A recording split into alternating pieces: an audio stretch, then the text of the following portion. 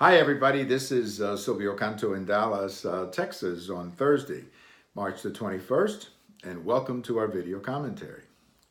Well, the latest idea to come out of the Democrat primaries is changing the Supreme Court. The Democrats, of course, are campaigning for president. Here we are, 18 months, 19 months before the election, a year and 3 months before the conventions.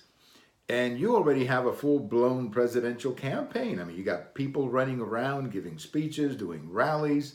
It's a little bit early, don't you think? But I guess that's the way it goes. And it seems like every week one candidate has to differentiate himself or herself from the others. So they come up with, this idea, the Electoral College, Elizabeth Warren.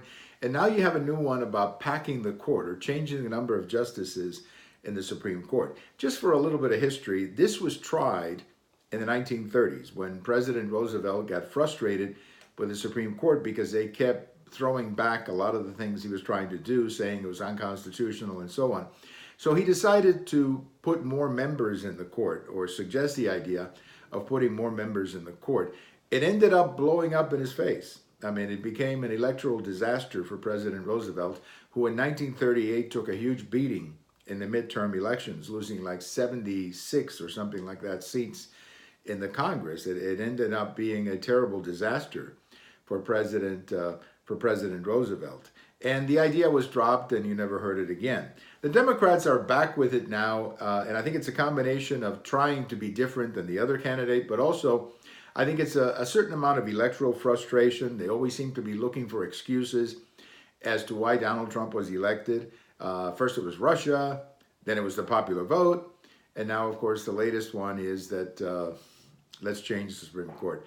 I think it's a bad idea, and I think it's a bad idea because the Supreme Court is supposed to be what it is. It's supposed to be an independent judiciary made up of people of integrity who are going to, write the best opinion they can based on their interpretation of the Constitution. I'm not saying it's perfect. I'm not saying that I'm always happy with what they do. But one of the ideas that I heard, I think this one was from Robert O'Rourke, who said that we should have 5 Republicans, 5 Democrats, and 5 independents. Well, good luck with that. Good luck with finding 5 independents. I mean, that's really not what this is about. So, look, I think we have problems in the country. I'm not blind to that reality. But changing the Constitution is not a fix for any problem.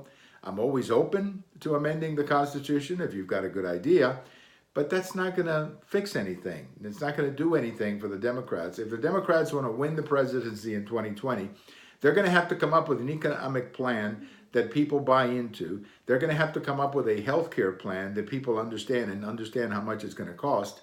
But the more they keep going off on these things like climate change and Medicare for all, I just don't think that's going to work with most people. I mean, I'm not saying that people are madly in love with Trump. No, that's not what I'm saying. But elections are about choices. You choose one person against the other. And right now, I don't see anything the Democrats are proposing that would defeat Donald Trump. Again, we're 18 months away. Don't make bets yet. But the Democrats have to come up with a sensible alternative to Donald Trump, not just a bunch of ideas that sound real good in the campaign, but are not very viable in the real world. Thank you for watching. We have all of these on YouTube, on Twitter, and on my blog. And if today is your birthday, happy birthday. Bye-bye, everybody.